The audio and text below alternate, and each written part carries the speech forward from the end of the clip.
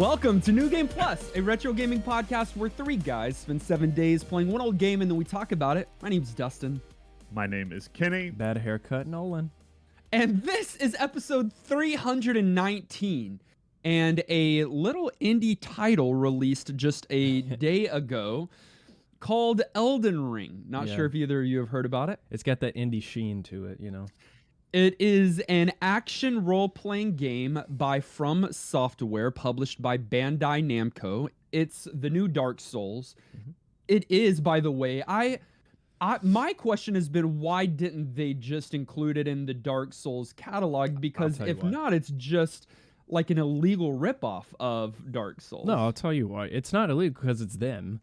Well, okay. The reason they probably didn't is because any creator, Miyazaki in this case, the guy from FromSoft, gets bored of doing the same, like, oh, just put a 4 and just keep increasing the number on the series. You want to reset and change the lore and change the story, which is in these games pretty heavily. And so he teamed up with George R.R., and they made Elden Ring, and it's sick and new. And it just has the Dark Souls rules applied to the story. It's Dark Souls with jumping. That's big. That's a rip-off Lord of the Rings. Because it has that's righty. Well, it's not that. It did release, and Nolan yesterday streamed 10 plus hours of gameplay of his playthrough, his first experience with the game on our NGP YouTube channel.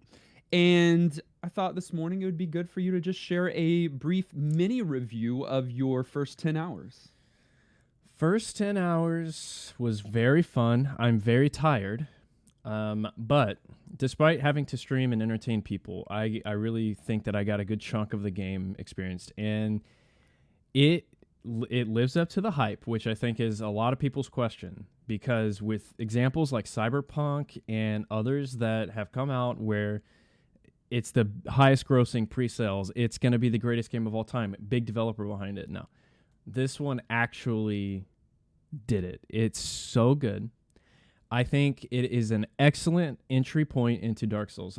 At the start of the stream, people kept asking me, have you played all the Dark Souls? What should I start with? And I kept telling them Dark Souls 1.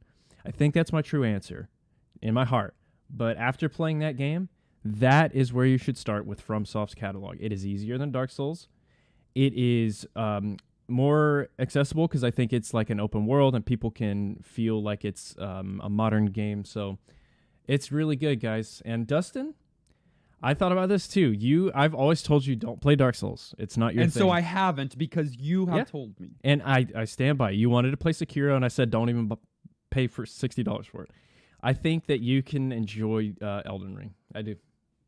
It totally reminded me of Shadow of the Colossus, which I said numerous times. But yes, it's a big plus on the Dustin might want to play it.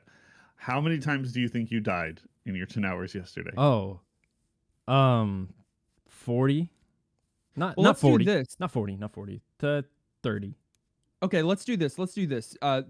One of your massive struggles yesterday, and the amazing thing here, it's so weird what gets your goat, because you can play a 5-minute round of Rocket League and rage like you need to kill somebody, and then you can play 10 hours of a intentionally rage-inducing game in chill mode. I'm fearfully and wonderfully made. Yes. I don't know. Doesn't apply there. I'm just built different. I don't like Rocket League, first of all, if you're going to bring that up. Okay, so there's an optional boss at the beginning. And Tree Sentinel. The Tree Sentinel. Spoiler, but it's right there. It's not a spoiler. I mean, I just spoiled its name. And you are presented with it immediately. And it's like, okay, this guy's clearly not what I'm supposed to fight because he's very cool looking and big and on horseback. And Dustin linked me or sent me a quote from a guide he saw online that was like, it's strongly suggested you're not supposed to fight the Tree Sentinel until you get stronger, come back later. And I was like, well, I'm definitely not skipping it now. And so I didn't.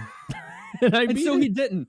And Nolan, I actually went back and counted how many deaths in fighting Tree Sentinel. Really? Okay. Just Tree Yeah. Sentinel. Okay. Just Tree Sentinel. Oh, no, alone. it's Not gonna the be- full Alright, 10 so hours. I want to hear Nolan's guess. I want to hear Kenny's guess, and then I'll tell you the full answer or the correct answer. Okay. I mean, Nolan already said in the whole day he thought he died 30 times. I don't know. And so I in, don't know. unless he's majorly revising his answer, I'm just saying Nolan's answer +1 because he's underselling it for Oh sure. my god, it's not fun playing games with Kenny. Right. He's like, I'll go for closest $1, Yeah. Bob. For Tree Sentinel alone, I'll say it's 25. Okay. Okay. The correct and Kenny says 26. 26. Okay. The correct answer is Nolan. You died. No, you beat him on your 47th try. You died Really? 46 times to the Tree Sentinel. It didn't feel like that many. He grinded it out. Oh, that's 46. good. It was literally hours of just playing against Tree Sentinel. That Then we boss finally is got to a whole bunch awesome. of other game. But you, hit a brick wall. That and an boss's intentional design. brick wall, but it was great seeing you overcome it. It's a wall that's like, hey, yes, this is like Dark Souls. You're going to fight impossible bosses. You need to come back later. And then Nolan's like, no, I'm not. And so he just had to finagle his way, learn the moveset. It was great to watch. It was fun to watch. Can we expect any more Elden Ring content from you in the coming days and weeks? 1,000,000%. I probably today am gonna record my thoughts. So like what I just did, except a longer format, and it'll be on YouTube. And because I already have footage from yesterday, plenty of it. So yeah, I want to do a little content for it. So. Very cool. Well, Kenny and I stopped by. I was pretty much with you throughout the whole day. Did fall asleep at one point. Had to shovel some snow at one point. Didn't fall asleep because of it was boring. It was just it was a long day. I had to stay up with you for 10 plus hours. Nolan, I'll just say you gave a very impressive performance yesterday. And while there might have been a few trolls in the chat, I know that me and others from the community were just gobbling it all up. Warlock. Like in our retro game of the week, Dungeon Keeper 2. Overview. Dungeon Keeper 2 is a 1999 game for the PC. It is listed as a real-time strategy game, but it's not. Well, it is, but it's not in the same vein as other real-time strategy games. Yeah, I described it as real-time strategy light. Okay. Maybe. Well, I think there are two other categories of subgenre that this falls into more clearly. God game and resource management game. Is Sims God game? Sim is often, if not all the time, God game, but Sim, I think you might maybe sometimes can take a more active role playing the simulation, like you are a Sims character. Like Sims is interesting because you get to be the character, but then you can also like branch out and you build the house or whatever, right? Right. Yeah. Okay. And in this game, it's a little bit more like Sim City, where you are God, in this case, the evil hand or whatever, and you control things on a large scale. You're ordering rooms built, you're directing minions to serve you, and it's resource management in the sense of you've got finances, you're having to pay your minions to work for you and manage your mana pool at certain points in the game as you build a dungeon, protect a dungeon, and defeat your foes. The thing that's interesting with Dungeon Keeper in the series is that you're not the good guy, which you typically are here in these kinds of things. You're the bad guy. You're evil, and you're going after all of the good guys. I always like when games turn the tables like that, where make you the bad guy, and like in this case, the like adventurer that's going into the dungeon to explore is like who's gonna die. Yeah. And all of your units are like the evil side creatures. Yeah. So you might have caught on in that really good segue, but like you control imps and goblins and warlocks and all of these dark creatures in the fantasy realm. It is the sequel to Dungeon Keeper.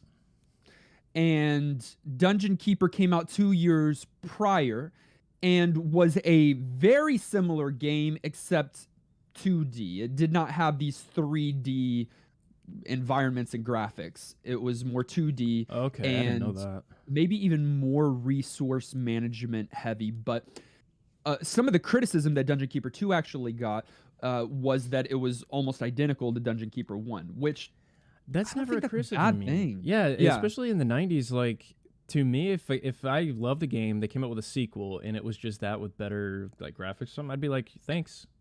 Improve the graphics and give us some new units, and that's all you need That's for games all like you need this, for in my me. Yeah, opinion. I don't need it to change.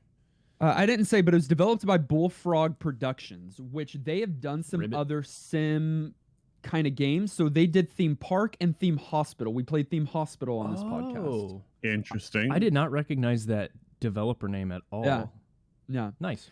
And published by EA for whatever reason. Yeah. Can you remind me why? I know this one's not an RTS. It's just not. I know it says it is, but I don't think it's really that much. Why is that your genre again? You just grew up on it? Yeah, because it's great. StarCraft. It's not great. It's Oh, wonderful. No, it can be great. But Yeah. hate it. when this game got pulled I last know. week, I said on air that I wanted to watch Kenny play this week. Yeah. I didn't have any desire to after I played the game because, Yeah. one, I just knew as a long shot to get Kenny to stream something for me. Two, I after playing it, I was like, well, this isn't actually the kind of game It's that I not feel like StarCraft, Kenny yeah. loves. Right. It's not StarCraft and it's not Civilization. It's somewhere in between. And so I still would like to watch him, but it kind of like that desire faded a little bit because it's Gotcha. not right in line with what I think Kenny enjoys with this genre. Yep. Is that fair, Kenny? It's definitely different than kind of your mainline traditional RTS games. There's certainly some similar elements, and I enjoyed a lot of those. I think, to like the competitive nature of those games the most. Okay. The sort of strategy piece of it, and probably in a game this week. This game does have multiplayer. You can go head to head. Your dungeon keeper against another dungeon keeper, which it needs and is very welcome. But probably in our play time this week, we didn't dabble with that really, and so the kind of really get to know a game and enjoy the strategy element of like competition was not as evident in the play through the single player campaign and learn how the game works mode that we were sort of in this week. So I missed some of that, but there were still some elements that are familiar and that felt kind of in the pocket. As mentioned, the story here is that you're the bad guy, and the land is under the rulership of King Reginald, and the kingdom of Harmonia has entered a time of relative peace in the land. But an evil warrior known as the Horned Reaper, aka Horny. Oh. wants to wreak havoc again. And so he has enlisted the help of you and the cast of NGP in this case to lead evil hordes to take out the heroes and reclaim the portal gems in order to conquer the realms. Gameplay. It's not RTS. It's Kind of, it is a god game A bullet hell and a bullet hell, and it's Minecraft / Metro- Terraria. / Metroidvania. You have to get new things to Dark be able to advance. Souls. A little bit. No, I did put it's Minecraft, which is kind of a meme, but the setup is that your dungeon has a dungeon heart, a dungeon core, and you must protect it. So that's similar to StarCraft in that you have a main base or whatever that you start with. But then it's just so different. The fog of war in this game is dirt, and you mine it, or you don't, but you tell your imps, which are your starting units, to dig out and mine dirt and expand your dungeon. That's the core setup. And because of that, it has a lot less of a stress factor when playing an RTS, for me at least, because when I'm playing those games, there's a lot of head knowledge that is required as the player. And I usually like that. Like in PoE, I have to learn and study and go to school to get better at the game, but I don't have any desire to do that in StarCraft. So when I play Kenny, he just knows Zerg Rush, Zerg Poo-Poo, and he'll just poo-poo on you. But in this one, it really is like, okay, I can make a room for feeding and for sleeping, and then my minion. I can just kind of go from there, and I really like that setup. You said, Kenny, you miss the competitive aspect, and I agree. I don't miss it though. I like that it's not there. I'm a PvE boy, and this is very much PvE, unless you, of course, you play multiplayer, which I probably never would. The thing that's nice here is that it's set up where campaign mode is kind of like the main thing to do here. I think of Age of Empires, which is real-time strategy. Yes. Yeah.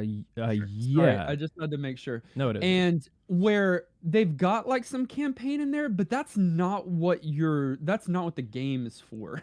No. That game is more dressing. like about the session, sitting down to play against. Sitting down and playing with people, or even against computers, but it's like setting up a civilization, even like session where you're playing something or someone. In here, though, it is. Campaign is kind of like what it's drawing you to. Like it does have multiplayer, it does have a pet dungeon, but the main thing is campaign mode, where it systematically walks you through instance after instance, where you have limited access to rooms and units, and as you progress through these different campaigns, you're defeating different heroic guardians, claiming the portal gem, but it kind of serves as a tutorial to introduce you to all of these rooms and units. The first stage can be cleared in 10 minutes or so, but you're 3 or 4 stages in and you have a lot more units, a lot more rooms, and it will take an hour to clear, potentially. Yeah, that's a pretty normal RTS approach. Do a campaign really as a way of learning, teaching you the full game. You know, kind of unveil a couple of units at a time, teach you sort of one mechanic per mission, and kind of give some lore and story and give you something to do as a single player game, but really drive you to game knowledge and then say, okay, here are these other options. Now that you know the game, you can go play multiplayer. Hey, if you just like the dungeon development aspects here, you can go do a pet dungeon. It really is, I don't know. I think the campaigns in these types of games have a really nice sweet spot of story and enjoyment, but like just layering back the onion. Because if you were given any of these kinds of games, especially the more complex ones, but this game included, and it just plopped it in front of you and was like, here's all the buildings, go figure it out, it would be completely overwhelming. Yeah, that's what Age of Empires Empires campaign does. at a time, you know, I can build a layer. I can build a 3x3 hatchery and then a 5x3 layer and kind of get it. And then once you have that piece, then you move on and you start learning spells and you start learning unit management. They did a nice job of kind of on-ramping you to the full experience here. And I really like, along with that same point, at the beginning of the stage of a level, they will give you objectives to complete, and it's usually defeat the other, the main boss. But along with that, it's like, okay, yeah, build a 5x3 library or like hatchery, and it gives you sub-objectives. Yeah, it gives you sub-objectives, solid goals that you can like achieve, and along the way, you learn a couple things too. You're like, oh, okay, walls get reinforced the longer imps work in them, and then you get extra perks when the walls reinforce. Like they did a great job of giving you a goal, and then you get to be God, and you don't. It's kind of hard to mess up. That's what it felt like for me. I didn't get late game. I'm sure it gets insane. Sure. But it felt like I was in control pretty much through the 4 full stages that I played. You've got common rooms that you're building. So we've named a few, like lair, hatchery, library. Lair, you need enough place. I think like you need a home base for each of your units. You need enough tiles for that. For your hatchery, that's your food. You need enough for feeding all of your units. Again, no one works for free nowadays. And then library, that's where warlocks are learning spells. They're learning spells that you can then use as God. So like it's not for units, it's for you. But then you've got some more advanced rooms or rarer rooms, like the torture chamber, which comes later in the game. And there you can convert captured enemies to your side, or you can use advanced torture techniques to gain map information, but it does kill the good guys that you bring into the torture I mean, you're the chamber. bad guy. It's cost of doing business, and those secrets are big. Like, because there's gold pockets spread throughout the map, and you can visually see those, and so you can be like, all right, I'm gonna path there. But then along the way, you'll hit a secret that will just straight up upgrade all of your units just one level, and that's huge. That's huge. And so I love that. I also love the battle arena. Like you have a training room at first, but later you get a battle arena where you can, by the way, you can pick up and drop units. It's really funny with the hand and just have them battle it out. And I thought it was really charming. Your hand doesn't just pick up units and drop them somewhere else when you need them. If you need them to work harder, you can also slap your units around to motivate them to do a little bit more for you at a cost of some health. But so funny that they just like leaned into this, like you are literally a hand, not just figuratively a hand. And I don't know, it worked. It was a little weird at first getting used to picking things up and dropping them. But once you got used to it, it was pretty easy to manage. Even the building aspects of it, where you were telling what area you wanted cleared and what you wanted to build there, that could have been really, I don't know, tedious. But they gave you really good sort of drag and drop options, and I don't know, the whole UI felt pretty intuitive. Partly because they taught it to you as you went, but partly because it was just built thoughtfully. The big stress factor for me in most of these games is the combat. When you get to the point where it's time for your armies to face the other armies, and this one doesn't. You're not building an army. I mean, you have a handful of units, but I wouldn't call it a squad even. It's just, I mean, you could later. Again, I didn't get to the crazy ones, but the fact that you are tasked with usually just killing the boss, and yes, they have minions that come with them, you have spells that are super powerful that you can just use on the boss and like kill them really quickly with like a few other goblins. Like, I really enjoyed that, and it took a lot of the stress that's usually there for me out of the combat side of these games. The combat was very straightforward. I think the thing that makes it user-friendly is that you're not micromanaging. In a lot of these RTSs, Age of Empires, StarCraft, you are setting up groups of units, sending a moving scout across the map. Like you're doing all and you've got a scout here in the Firefly, but like you're not micromanaging your units for the most part. You're macro managing, and so it's like you just pick up all your goblins and you toss them on the floor at the enemy's feet, and they fight. And if you overwhelm them by numbers or power, you're likely to win. You know, so like it's not where you're having to, like, you can't even draw a box around a set group of enemies, which you can typically in these kinds of games. So it takes away, I would imagine, some of the fun for Kenny or other people that do like that micromanaging aspect, but it does make it more available or accessible to people like you and me who get overwhelmed by that. Yeah, I felt like my hands were a little tied when I invaded. It was more about, were you ready beforehand than can you handle this in the moment? And so I almost felt the opposite. I was more stressed about like exploring too far and accidentally having the enemy come into my base before I was ready, before I like wanted to.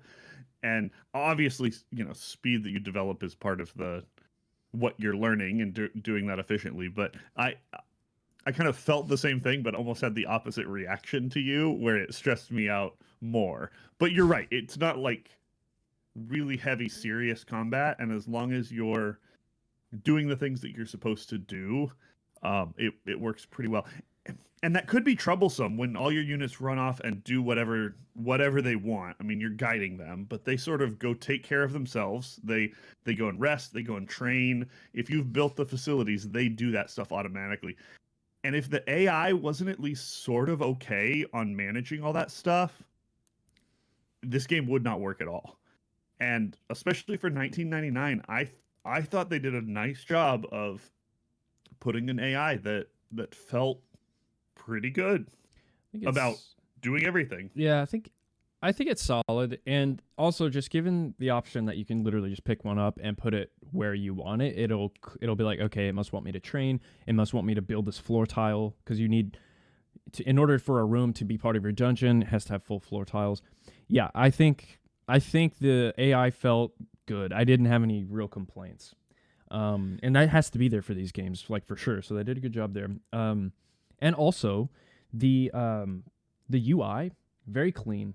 Like click and drop or drag and drop is straightforward, but also like the images associated with the different actions, spells, and like you even have real pictures of the goblins and your units, like the warlocks. You actually see what they look like, which is helpful too, which cuts out a lot of the like, you know, RTS Bible that you have to read with all these games. So we've had a handful of games on here where it's like, are you serious? You want me to read that entire guide in order to know how to play the tutorial stage? But this is like very straightforward, very clean UI, all working together to make the AI like, yeah, pretty intuitive. One of the things that is interesting is that whereas you're macro managing a lot more here than other RTSs like we've talked about, there is some micromanaging in the sense of in most RTSs you don't have to care about like making your people happy. They kind of Paying just serve them. you. They serve you. But not only are you paying them here, like they have like a happy meter, and some of them become unhappy if they don't have lair space. Or honestly, there is a unit later, I think they're called the Dark Knights. They're super strong, and those are the ones that you're training in the pits. But you need to build a casino so they can go get drunk there so that they can be happy enough to want to go fight when the time comes. I love that. We haven't even talked about the humor, because all throughout this game is like it's not dark like Diablo. It's dark like a different, like a cartoon. Yeah. Sunday morning, you know, I don't know about Sunday night maybe. Adult Swim. But Adult Swim. It is you're having to manage a few different meters. It's not micro probably, because like it's just about building another room or moving them to a certain area, having enough resources for them. But it is maybe a little bit more than you have to do for your military archers in Age of Empires 2. I will say there was one area where I felt like this game missed the mark, made a mistake. And I think it was a natural thing for them to try with the jump to 3D. But when we're talking about no micromanagement, there's a little bit of an exception there, because you can specifically take control of one of your units. Possession. You can possess one of your units, which takes you into a first-person view of that unit, and you're now walking around with it in the space that you've built. So totally different kind of like interface. It's Doom vibes. With them, you can control that specific unit's actions and how it fights and all of these things. It feels like an attempt maybe to give you some of that micromanagement, but nobody in this game is going to frantically jump into a unit and make the real difference in the tide of the battle, or like hop from unit to unit. You even can't. It's not built to let you do that.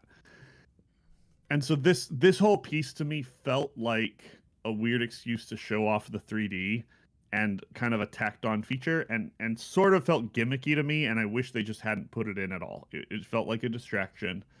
And so I didn't care for that, but I understood why they put it in and that it was sort of novel at the time. So I you wish think they just could have stuck done to the more with bigger it? picture.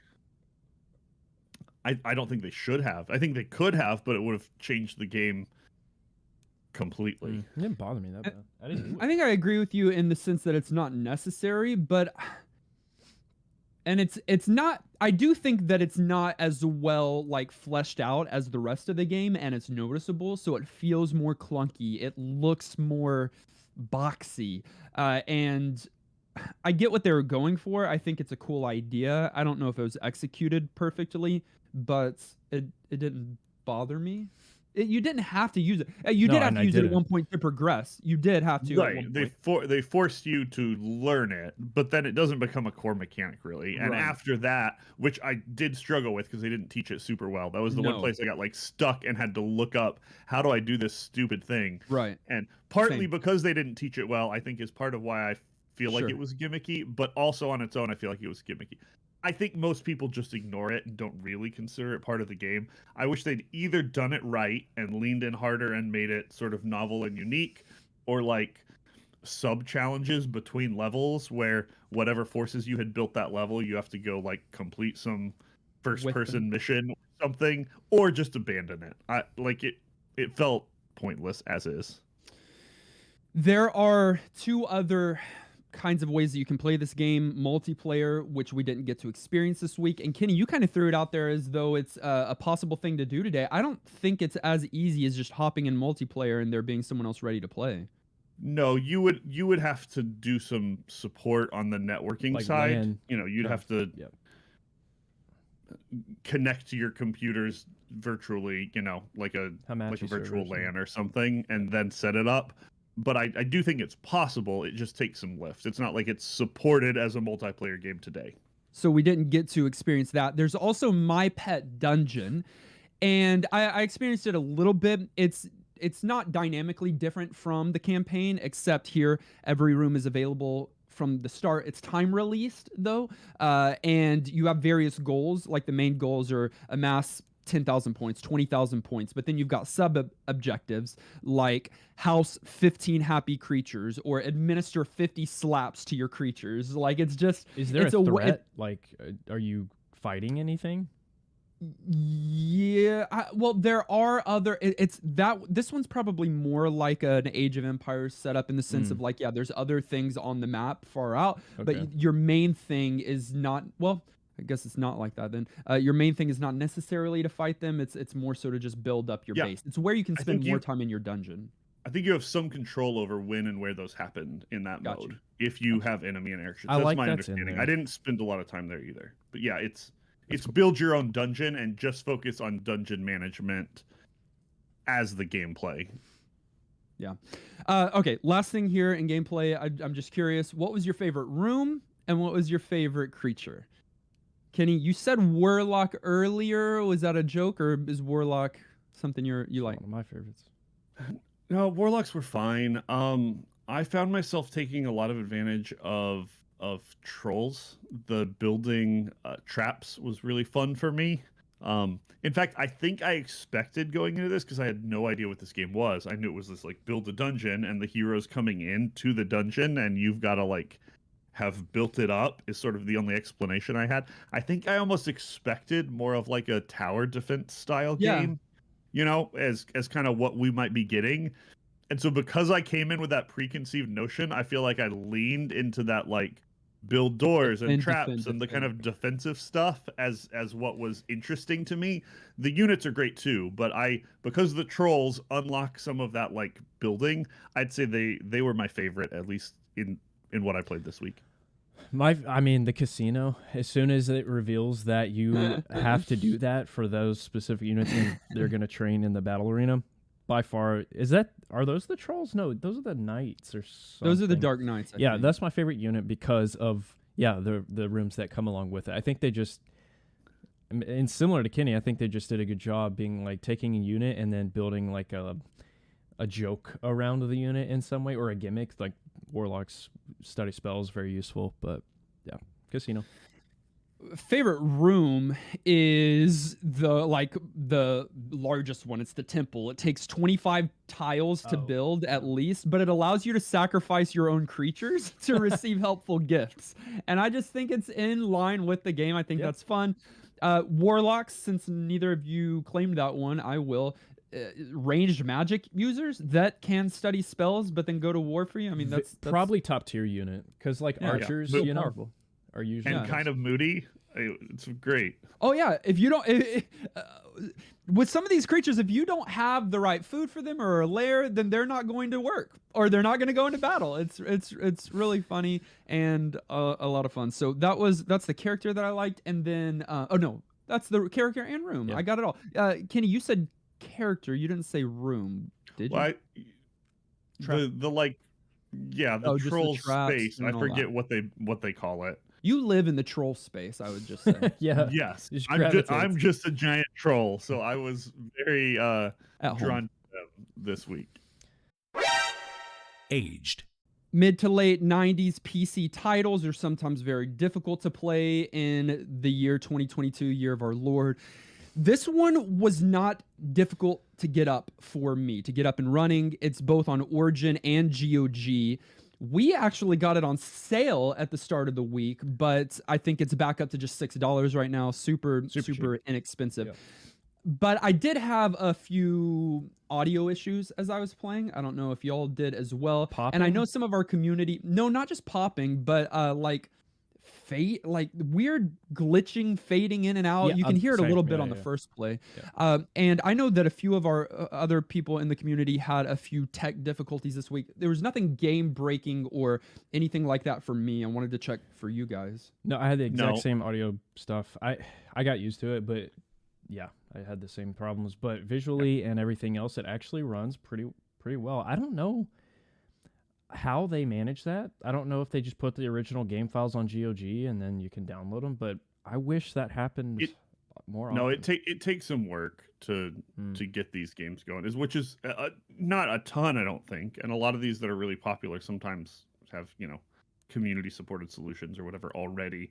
But it's definitely not just like pop it into your computer and it's going to work. Well, So, no. but GOG's done the lift there. That's part of what you're paying for, and so it absolutely runs. I also had a couple of issues. Mine weren't audio related, some graphical stuff, and some things where like two different events would sort of fire simultaneously, and I'd be getting kind of both of them happening. But then those would resolve.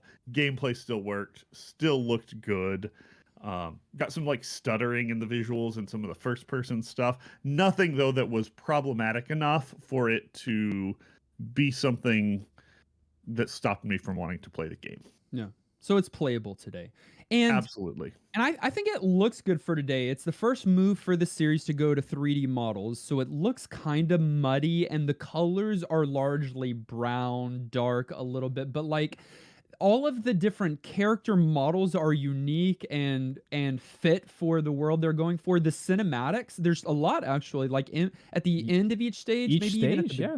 yeah, there's a cinematic that introduces you to some new like vile creatures that are, I guess, a part of your team or something like that. And they've all got a humor to them. Not all of them, but a lot of them have a humor to them as well. It's dark, but has a humor to it. And I thought on the visual department, for the most part, I was pleasantly surprised here. I was too. I think it looks really good. And the fact that it was their first jump, I didn't know that. I thought the first one, I assumed it was also 3D. It looks really good, and even down to the small details, like the hand, your cursor, like the fingers moving when it's like stationary, and then it points, and I mean, it looked really really good for this era of PC. Yeah, I was surprised too. As we talk about age, can we whine a little bit about the legacy of this game? Because these were popular games, both Dungeon Keeper That and Dungeon Keeper sucks. 2. Oh, I don't know Dungeon what Keeper you're about to 3 say. was planned to happen, and then got canceled just because other stuff came up that EA wanted to do more. And my understanding, I don't really know, I didn't look into it much because I'm totally not into this space at all. My understanding is that EA has now taken the IP and used it to like brand a bunch of their like mobile games that are super cash grabby, unlockable, sort of that pay to win Oh, come style on. game. And so just as like a classic PC gamer that loves this era of game and loves this genre, hearing that was kind of the direction things went kind of broke my heart, and is sort of a knock against how well the franchise has aged, because I'm like, these were super popular games. They came out with a Dungeon Keeper 3 now that was a remake but looked good and ran on modern machines and clean and did all the stuff that it was supposed to do. People would eat it up, but that's not what it's become, and it's kind of annoying. I shouldn't be surprised with EA that they would do that, but like, Sure. make any generic anything else to slap onto that mobile game. Why would you take? Because what I understand, Dungeon Keeper 2 is very, very well respected. Fans love it. Why would you take that and just throw it on literally any other mobile game that could fill in the blank? That sucks. The thing that's frustrating if you were a Dungeon Keeper fan is that they love Dungeon Keeper. They love Dungeon Keeper 2 fans. They thought it was a more of the same, but it got good reviews. People enjoyed it. There was nothing inherently wrong with it. They were excited for a new thing, and then just never got it. And even worse than that, got a bastardized version of it to the phones. Is just a like it's a shot to the heart, and who you're to blame. What, you guys don't give have Dungeon phones? Keeper 2 a bad name. Yeah, that's a good meme for this. I want to talk about the narrator. Yes, good. I don't want to skip over that because he popped off. It's Okay, good. really, really quality voice That's acting. part of the game. And it's That's like part of the game. it's weaved into the game, like the campaign. He'll bring up things from the level that you just beat. Like he'll be like, Lord Darius is not like the first guy's name. I don't remember. He does this and that. Like, so good, and just helped you along the way too. Like the tutorial was just him telling you things, but it didn't feel like a tutorial because of that voice. Was just like, this is so on theme and well done, and I loved that. It was so good. So, like, in my imagination, like, Horny is the big man in charge, right? Like, he's Yeah. the ultimate evil, and that he tasked us with doing this and sent us an advisor, you know, Yeah. someone that is, like, guiding us, walking us along. And the voice is deep and so good. I didn't expect it. When I heard it, I in the first play, I instantly fell in love with it. And, yeah, it carries throughout, and it's never annoying. Something like this could be annoying, and I thought it was so great. It's not too much. No. There are dozens of minutes throughout a stage where he's silent and you're just playing the game. But when you need to know something or when you spot something new, he points it out, and it was always helpful, always welcome. The game would be worse without it, in my opinion. Yes. Yes. And since we're talking about audio, I think the music worked. I say this a lot when it comes to some of these music things. It's nothing to write home about. I don't think it was spectacular. It fit the theme, but and it didn't become redundant or annoying, which I guess is high praise for this. Yeah. Yeah, you're wanting ambiance here. This isn't a Right. a story kind of game. You don't Right. need a melody hook that people are going to remember later. I think sometimes we assume like a good soundtrack or good sound environment needs like great songs. I don't think you need that. I think you just need in some games, especially this type of game where you're just immersing, you just need the feel to be right. And this one did a good job with that. It felt good. I will say we brought it up earlier, but I do think this game takes somewhat of a hit for not with age because of multiplayer. You don't get as easy access to that today. I don't think it takes as big of a hit as games like StarCraft, Age of Empires, if they weren't being able to play multiplayer, because like that's the bread and butter. I don't know if the bread and butter here with Dungeon Keeper was multiplayer. I know it was a big part of it. I think the but campaign is. I think so too. I think just the world, the environment, the campaign is a big part of it, and you still get that just like you would back in 1999. And so I don't think it takes as big of a hit, but I do think it's worth mentioning that multiplayer is not as easy to play nowadays and as it was back then. It certainly bums me out because I would love to. I wouldn't play. But with you. I'm sure there's options if I cared enough. If you want a disc of Dungeon Keeper 2, it's $11 used and $94 new. I expected higher. PC, like physical copies, I feel like had bigger boxes, more artwork. Final thoughts. At the end of each and every one of our episodes, we determine whether or not the game gets our vote for New Game Plus status. It's our general thumbs up or thumbs down. It does require 2/3 of the vote to swing one way or the other.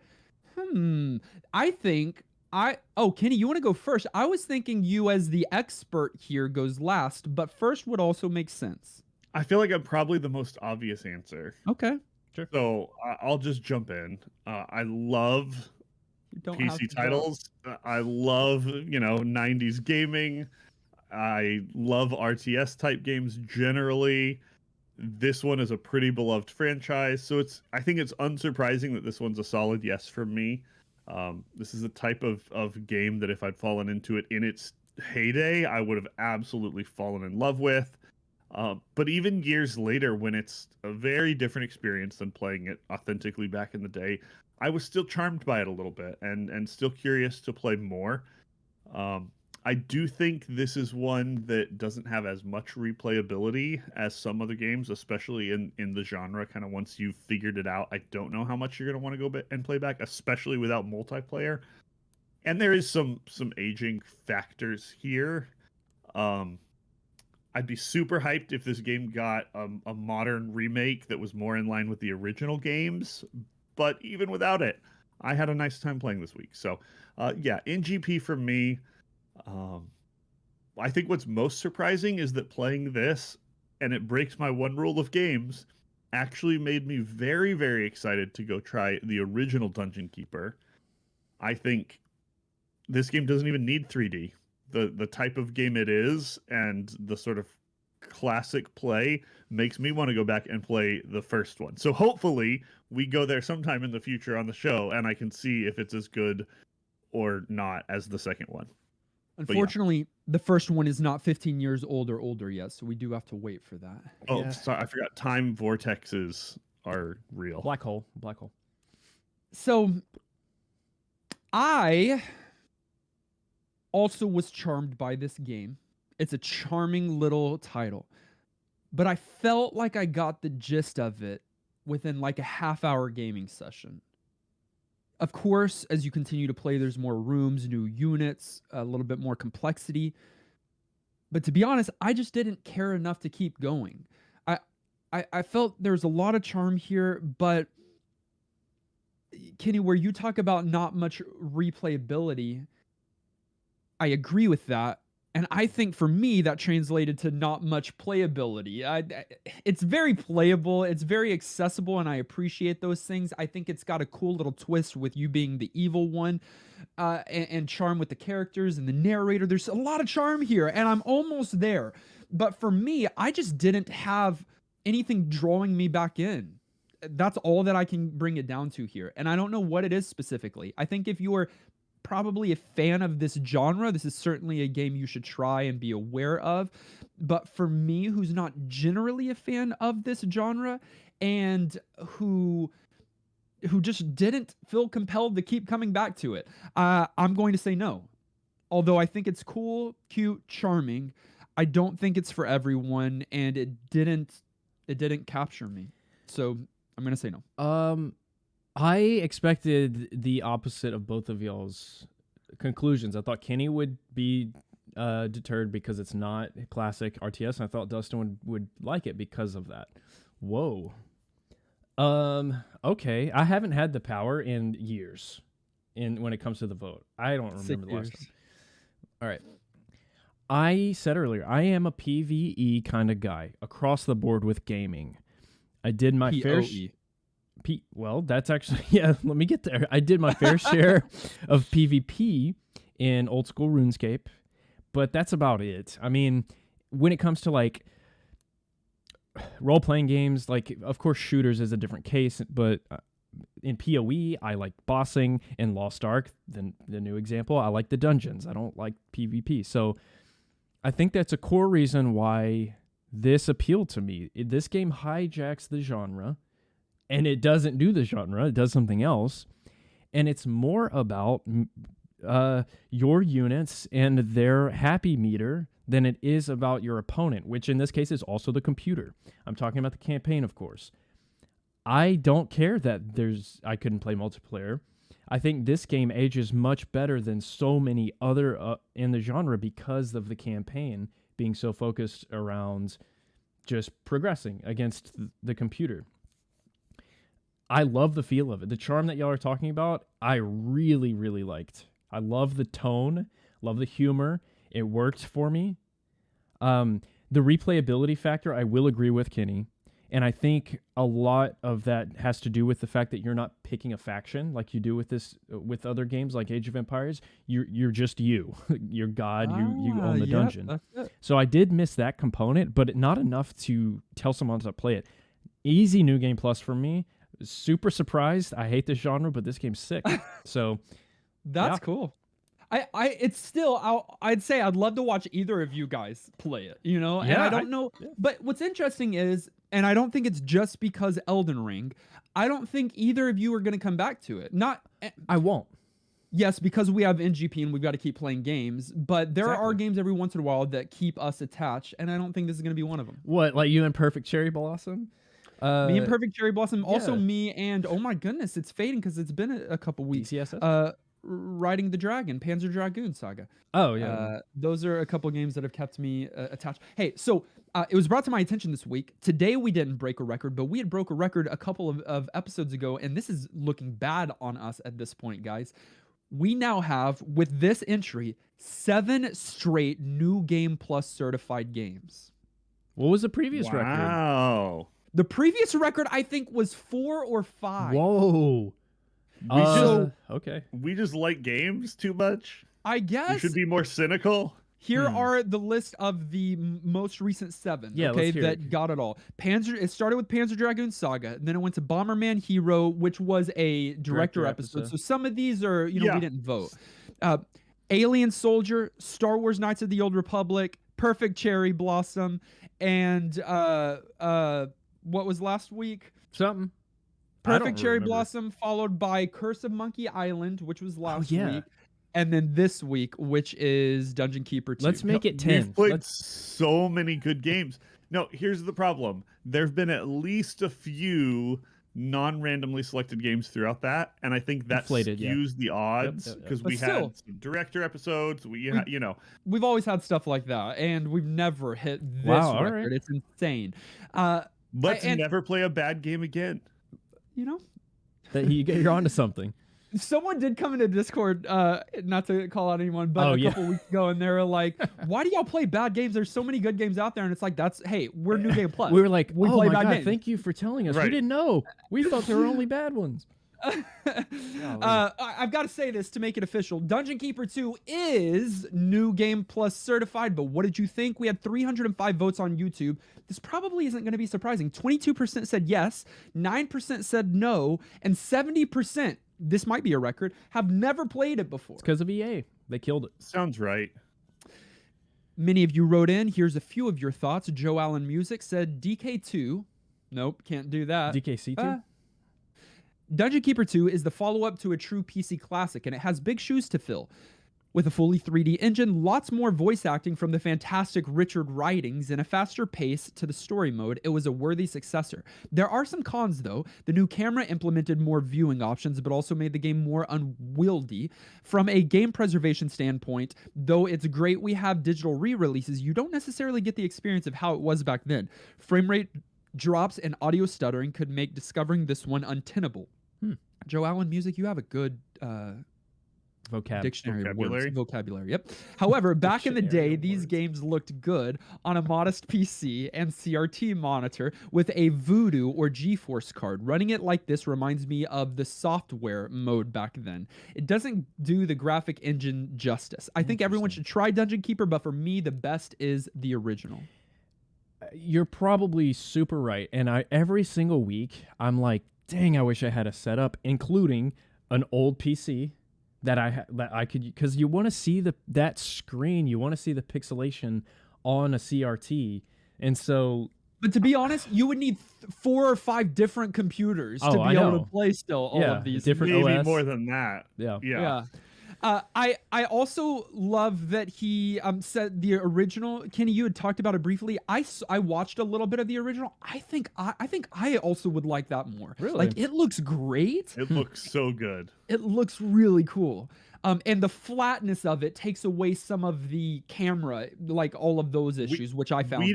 We didn't talk about the rotating Right. camera here, but I also found that a little distracting. I wish it had just been locked. Yeah. Captain Protein said, the game has plenty of the trademark qualities I associate with Bullfrog. Love the premise, love the humor, love the animations and the voice acting in this game. They combine the macro elements of a sim game quite well with the micro elements from an RTS, but I think the limitations of this game engine makes features like the first-person POV simply unenjoyable and uninteresting, and that should have been left out. The perfect way to implement the possession spell would have been just to allow direct control of a unit like in a traditional RTS. That would have fixed it entirely. I had fun this week, and I'll play this for a while longer at least. Any fans of Bullfrog, sim games, or RTS should probably check it out, but I would hesitate to recommend it to everyone. No NGP from me. What? Yeah, I that was know. a fake out. Wow. But that's kind of where I land of like, Okay. yeah, if you are a fan of Bullfrog and sim games and RTS, you need to know about this, try it out, but maybe not it from everybody. Okay. Yeah, no. sure. Bro Jim said, what a great game that I've never heard of. An RTS with a little twist. And Yeah. being a bad guy in a somewhat comical and fun way is a good idea. Narration, well done. Visuals are fine. Even the computer jank wasn't enough to keep me from making the effort. It's a fun game. Until What?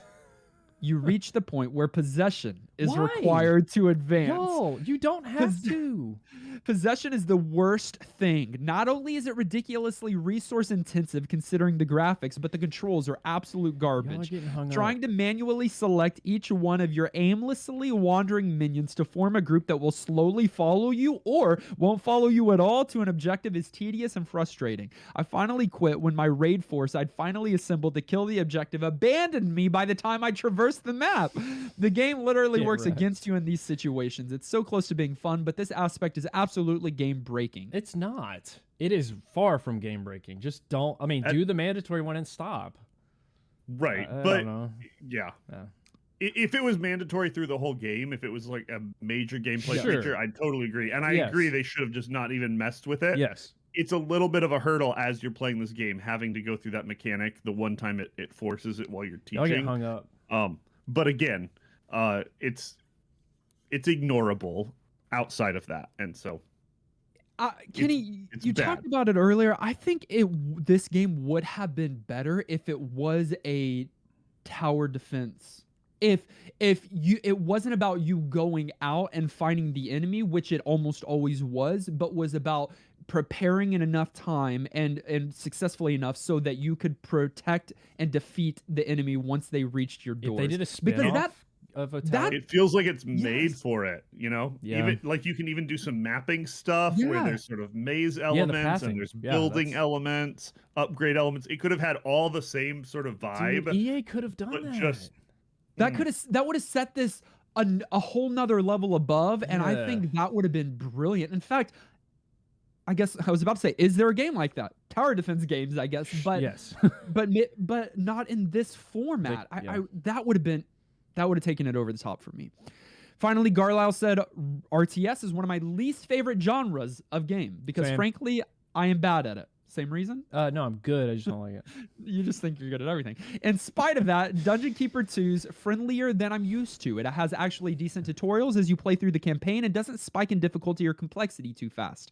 Plus, you can control the game's speed, an essential feature for both those who want to master it and for those who are intimidated. Unfortunately, in spite of that, it's not quite there for me. The different rooms can quickly start to feel a bit more like a checklist to fulfill than an expression of creativity. Then there's uninteresting combat, the awkward controls on possession, difficulty telling unmeanable terrain apart. Whew.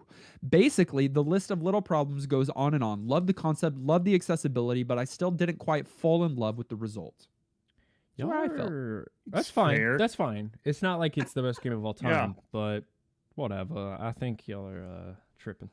I'm glad Nolan's with me enough to push this one over, but I totally get that this one's somewhere in a gray area, and probably people want to gauge themselves and what they like before jumping into it.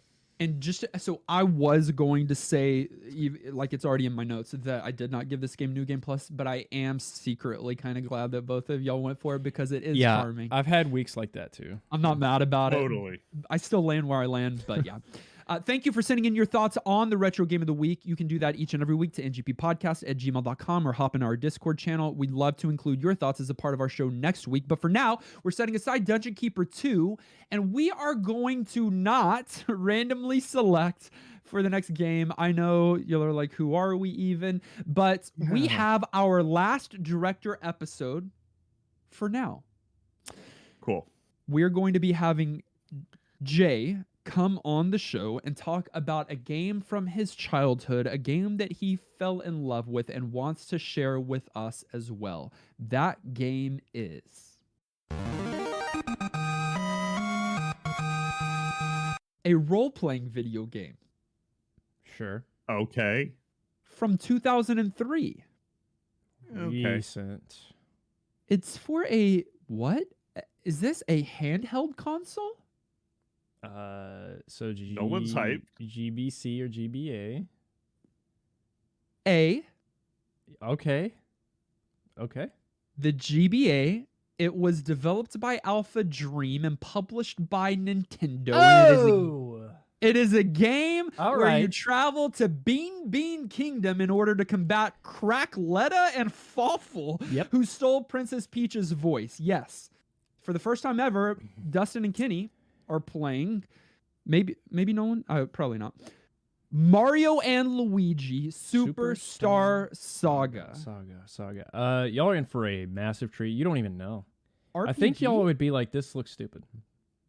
But it's RPG? Yeah, Mario Yes. as an RPG Think- sounds really foreign to me, but I'm open to trying think it. Paper Mario without the Paper Mario graphics.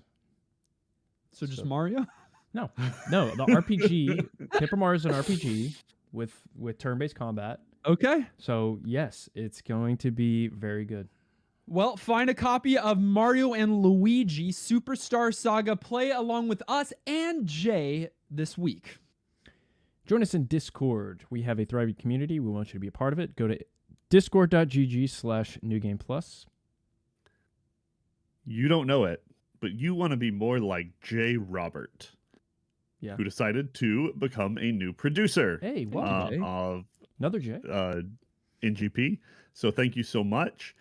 He's joining a large list of people, including Marlon, Antonin, Astral Soul, Ben, Bob Barker, Brunt, Carrie, Captain Protein, Dan, TV Muppet, Francesca Gimbin, Joey, Jordan, Justin, Nick Net, Corey, Maxima, Mr. Lattes, Noah, Sajan, Secret Duck of Evermore, Shauna Thomas, Unbelievable William, and Zion. A doubly big shout out to our director level supporters, Bro Jim, Garlisle, Clint, and Chris. Thank you. Y'all are the real trolls. And yeah, that's a compliment. We established that from me. And yeah, thanks so much. We appreciate all of you. If you want to join in, be like these wonderful folks, hit up patreon.com. You can follow us on social media. It's Facebook, Twitter, Twitch, and YouTube. All of those links are in the show notes. Like I said, Nolan live streamed 10 plus hours on our YouTube this last week. We're going to do some more YouTube. We've been doing more YouTube content. We're going to do some more live streams here in the near future. Listen directly on any podcast provider of your choice. Make sure you subscribe so that you are the first to get new NGP episodes. And while you're at it, please leave a kind rating and review. This video episode was edited by our friend Dylan. Our audio episode was edited and produced by our friend Dan Willett. Join us next week along with Jay as we play Mario and Luigi Superstar Saga. Until then, I'm still Mistress Dustin. I'm Kenny. Elden Ring! And this has been New Game Plus.